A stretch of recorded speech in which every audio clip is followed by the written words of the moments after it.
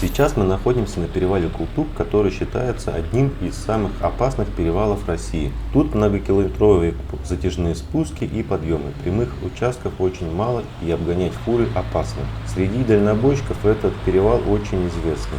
Култук — это самая южная точка Байкала, расстояние от Иркутска 85 километров и 5400 километров от Москвы. Но так как я заезжал на Алтай, фактическое пройденное расстояние приблизительно около 6500 километров. Каждый день я брал разных попутчиков с сервиса BlaBlaCar, и дорога из Москвы до Иркутска полностью окупилась, несмотря на то, что попутчики были не везде. По диким местам Алтая, естественно, не было никаких попутчиков, своих денег потрачено всего 50 рублей.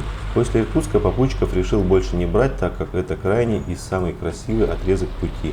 Расстояние от Иркутска до Улан-Удэ всего 450 километров. Трасса идет вдоль берега Байкала, где есть возможность подъехать к берегу и хорошо провести время на природе. На протяжении всего путешествия, а это, напомню, около 6500 километров, самая красивая природа здесь на Байкале и также на Алтае. Красота природы Байкала и Алтая отличается, и каждое место красиво по-своему. После Улан-Удэ мы отправляемся в очередное путешествие до курорта Умхэй, который находится в северной части Бурятии. Всего предстоит проехать 515 километров, из них 270 километров это отличная скоростная трасса, и оставшиеся 245 километров очень плохой гравийной дороги, но местами асфальт также попадается. Следующее. Два брата, два брата. Сейчас мы находимся почти у истока знаменитой реки Баргузин, и чтобы попасть непосредственно на саму турбазу Умхэй, надо переплыть речку. Турбаза находится между двумя протоками на острове. У меня были опасения, что в случае, если поднимется река обратно, можно не выбраться.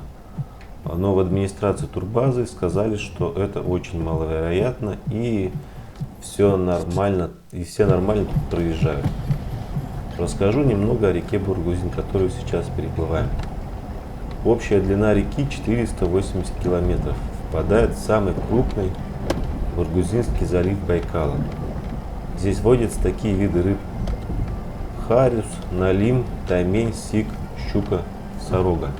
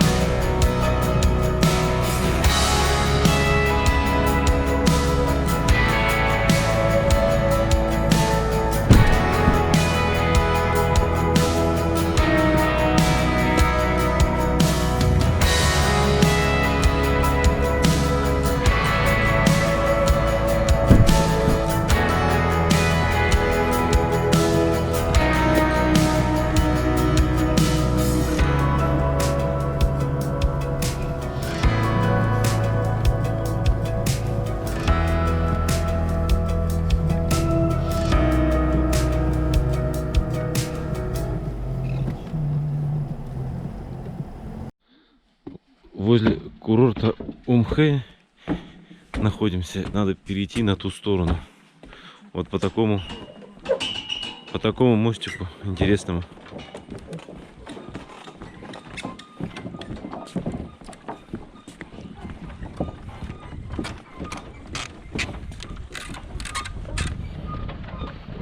Нравится мне этот мостик очень. Шатается. Но все равно здорово.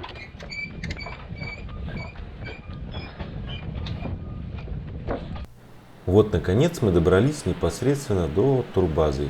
и заселились в такой уютный домик, в котором есть печное отопление, а готовые дрова можно использовать без ограничений. Цены на этой турбазе достаточно демократичные. По состоянию лета 2019 года цена за одного человека в сутки от 500 до 1000 рублей. Этот курорт достаточно известный не только в России. Тут даже по соседству живет немец, который приехал из Германии на автодоме и в нем же живет. Всего на этом курорте обнаружено 146 горячих источников с температурой от 20 до 60 градусов Цельсия. Умхейские термальные источники показаны для лечения не менее 2 десятков различных заболеваний, болезней костно-мышечной системы, остеомиелитов, гинекологических и кожных болезней, а также последствий травм. Умхею выдано заключение Восточно-Сибирского научного центра Сибирского отделения Российской академии медицинских наук города Иркутска, подтверждающий целебные свойства источников и рекомендации для лечения. Добраться до Умхея без автомобиля своим ходом достаточно сложно, но реально. С автовокзала Улан-Удэ каждое утро ходит рейс-автобус по маршруту Улан-Удэ-Курумкан, а в Курумкане можно пересесть на другой автобус до Улюнхана. От Улюнхана до турбазы остается 17 километров. Попутки бывают крайне редко. Скорее всего, эти 17 километров придется преодолевать пешком. Ну вот настало время возвращаться назад. Главное очень аккуратно переплыть речку и не пробить поддон. На этом путешествие еще не заканчивается. На обратном пути мы заедем на курорт с интересным названием Алла. Курорт Алла находится тут недалеко, всего 43 километра. Там так же, как и здесь, есть источники, но немного отличается природа. Там более высокие горы. Сейчас свернули с основной трассы в сторону курорта Алла. Нужно доехать до гор, которые впереди. Там находится турбаза. Расстояние от основной трассы до турбазы всего 7 километров. Ну, по-моему, тот раз где-то рядом ничего. Да, там слева. В долине реки Алла насчитывается более 50 выходов горячих источников с температурой от 50 до 77 градусов Цельсия. По химическому составу термальная вода алинских источников близка к термам курорта Белокуриха Алтайского края. Алинские термальные источники обладают целебными свойствами, примерно такими же, как в Умхее. Какие лучше, не могу точно сказать. Мы едем на эту турбазу уже второй раз. Первый раз приезжали без автомобиля, а добраться своим ходом можно на обычном рейсовом автобусе с пересадкой. Сначала едем из Улан-Удэ до Курумкана и в Курумкане пересаживаемся до Улюнхана. Только водителя не забудьте предупредить, что едете до турбазы Алла, они знают. И вам остается пройти всего лишь 7 километров пешком. Выехали обратно в сторону Улан-Удэ, до которого 467 километров. Почти половина трассы — это вот такая гравийная дорога. Южнее, когда трасса будет идти вдоль берега Байкала, там будет отличная асфальтированная дорога. В планах у нас еще заехать на Байкал и побыть там какое-то время.